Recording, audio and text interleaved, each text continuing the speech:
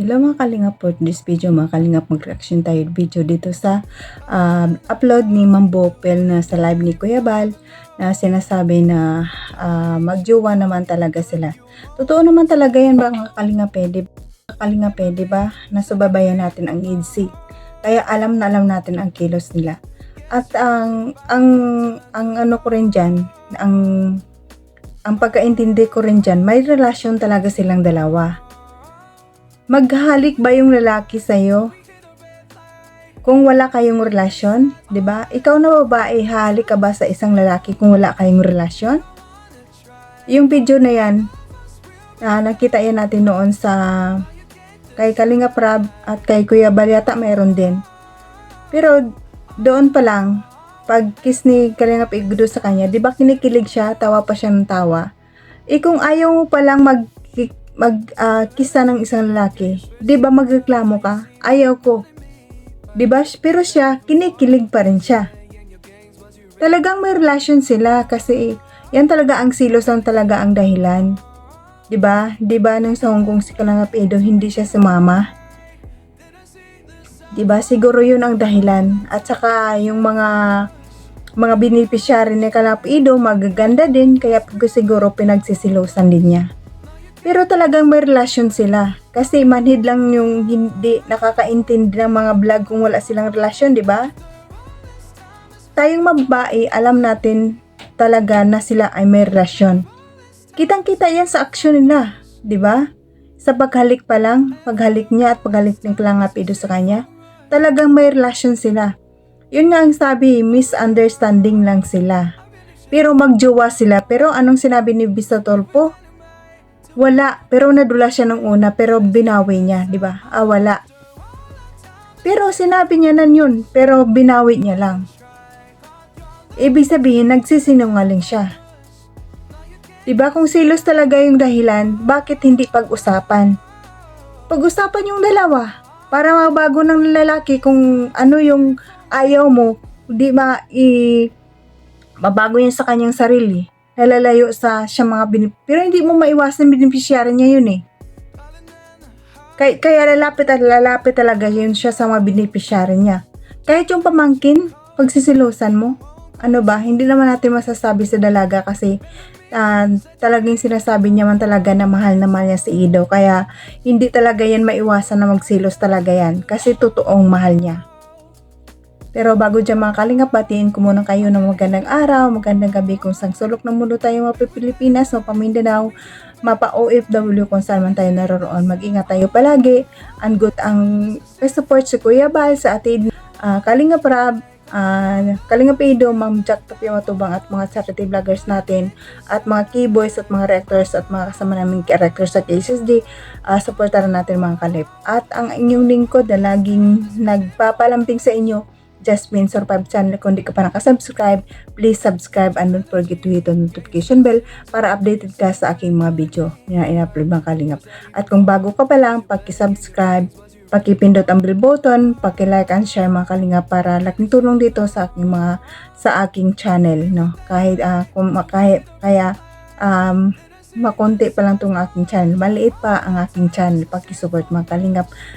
Pwede naman mga kalingap, no? Paki-support ng kalingap partners natin, supportaran natin sila.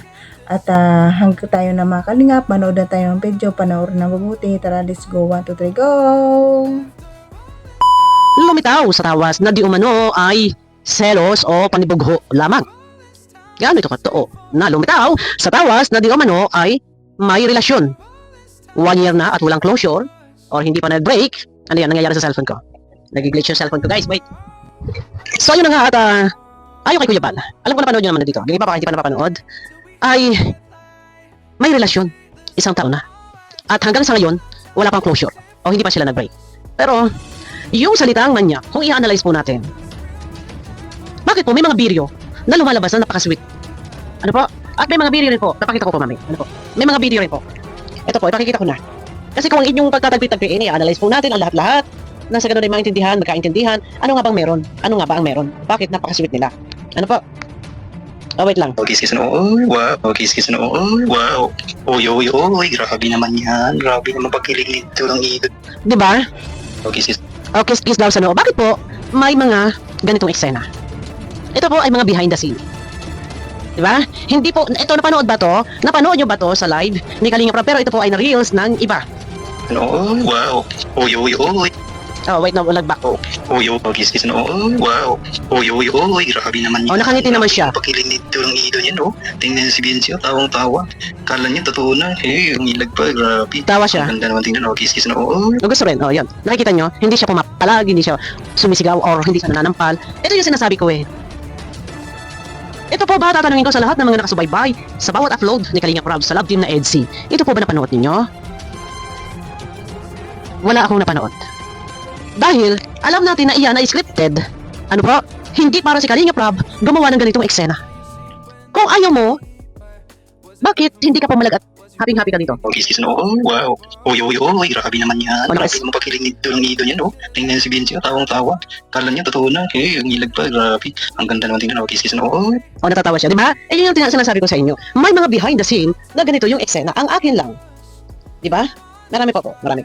Ang akin lang, kung talagang hindi mo gusto, umpisa pa lang, papalag ka. Pero bakit? Eto na, balik na muna tayo dito. Eto. Likha ni Kuya Bal. Sino po ang nakapanood dito? Pinuntahan ko sa kanila sa tindahan. Pumunta raw doon si Kuya Bal. Sa kanila kanina. Yung tricycle.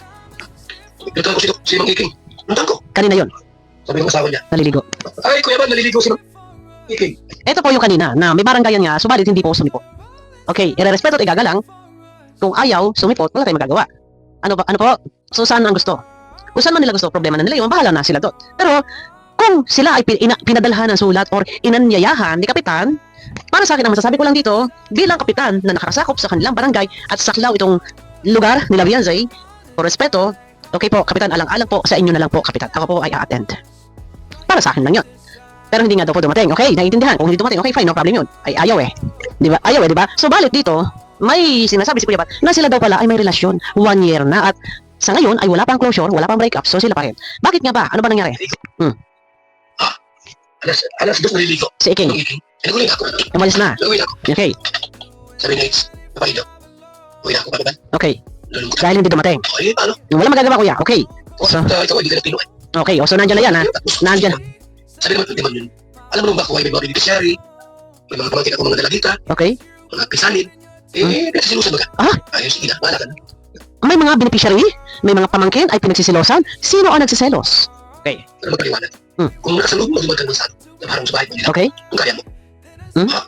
Ngayon, Basta ko po, ay Kuya, painom naman. sinabi ni Hits, Oh.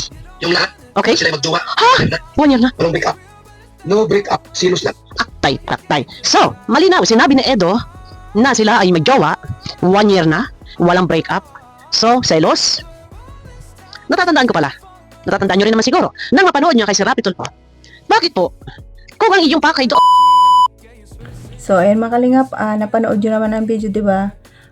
Di ba sabi ni Kuya Bal, may relasyon sila 1 year na pero wala pang closure na breakup, no? Kung maliit na bagay lang yan dalaga, pag-usapan yung dalawa. Wag na mag-fried, wag na magtaas-taasa na ayaw mo. Pag-usapan nyo. Kung talagang mahal mo, pag-usapan nyo. At saka, ang pagsabi mo ng manyak doon kay Kalangap Ido, yun ang pinakamasakit, no? Pero mapag-usapan din naman. Pag-usapan nyo kung nagsilos ka lang ba talaga o may pinagsisilosan ka para maayos ni Kalangap Ido kung ano yung mali sa kanya. Pero kung magsisilos ka sa beneficiary ni Kalangap Ido, ay hindi maiwasan yun na lalapit at lalapit siya kasi nga beneficiary niya yun, ibablog niya yun. O kung kung nag-take advantage ka, iba na yung sayo, o kung nagsisilos ka talaga, sumama ka sa kanya. 'Di ba? Noon sumasama ka naman sa kanya talaga. Hindi ka naman sasama sa kanya, 'di ba, kung wala kayong relasyon, 'di ba?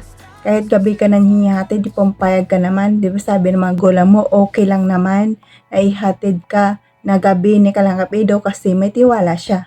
Tapos ngayon sabihin mo sa kanya na ganyan, manyak siya. Masakit yun para sa kanya. Pag-usapan nyo. Ang sabi pa ni Kuya Bal, pumunta sa barangay pero hindi sumipot. Ano ang ibig sabihin? sabihin mo lang si Kalingap Ido pupunta sa bahay nyo. Okay naman yun, kasi lalaki siya. Gagawin niya ang lahat kung mahal ka niya. Gagawin niya ang lahat para magiging kayo talaga. 1 year na may relasyon. Matagal na namin yan alam, pero hindi lang kami kasi nakikita naman namin talaga na may relasyon na sila. Kasi sa mga kilos ng babae at sa kilos nilang dalawa talaga, bawat vlog, iba talaga ang pinapakita nilang sweet. Kaya kaya napapansin na namin na sila talaga, may relasyon na talaga sila. Noon pa yan. 'Di ba? Siguro napapansin namin noon sa episode na yung magbago cutting ribbon sa bahay niya. 'Di ba? Na yun na sinabi niya na ayaw niya mangwala si Kalingap Ido. Dahil napamahal na siya dito. 'Di ba? Mga kalingap. Talagang mahal niya si Kalingap Ido, kaso lang sa galit niya at saka sa silos niya. Tayo mga babae, kung magsilos tayo, di ba? Lahat na masasabi natin na masasama yung sa lalaki, sinasabi natin. Pero kung sinusuyo tayo ng lalaki, nawawala din yun. Ay, ewan ko sa dalaga natin kung susuyuin sa ni Kalingap Ido, kung ano ang reaksyon niya. Pag-usapan na mabuti. Wag basta-bastang bibitaw. Mapapag-usapan yan. Hindi naman malaking problema yan eh. Normal yan sa babae ang selos eh. Normal na, lalo pag mahal na mahal mo yung isa lalaki, talaga gagawin mo ang lahat. Mura dito, mura doon. Anong mga sakit na salita ang sinasabi natin pag galit tayo sa kanila. Pero pag sinusuyo tayo, wala na. Talagang nakita natin yung pagmamahal ng dalaga kay Kalingap Ido. Kaso lang, naunahan siya ng silos o galit.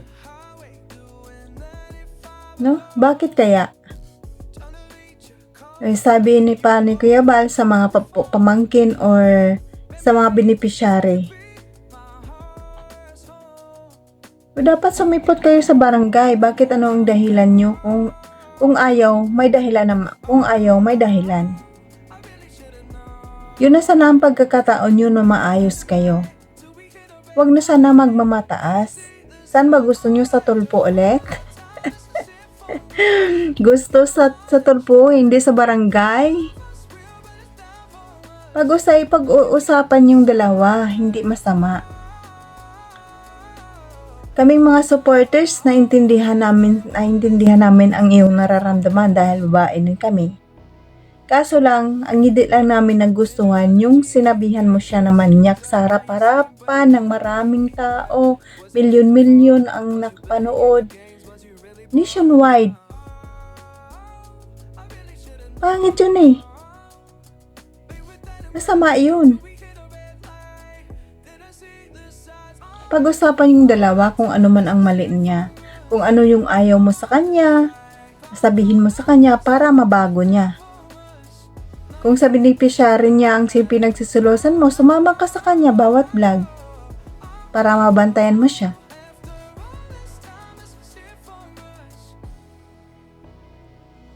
Alam din namin na mahal ka rin ni Kalingap Ido dahil nga, di ba, na-develop na rin siya sa'yo. Yun ang maganda, yung nagde-develop ka, hindi yung sa unang kita palang mahal ka na niya.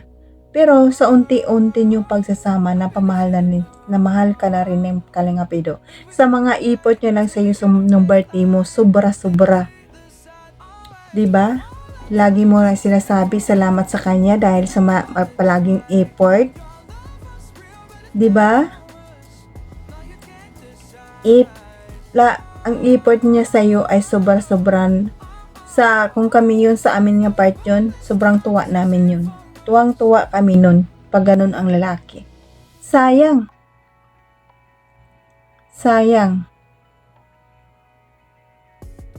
No, mga kalingap, sayang. Bibitawan mo isang Kalingap Ido?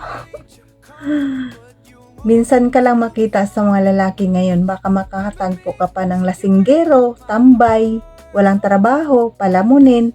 Diyan kay Kalingap Ido, nandyan na sa'yo ang lahat. May bahay na, may business na.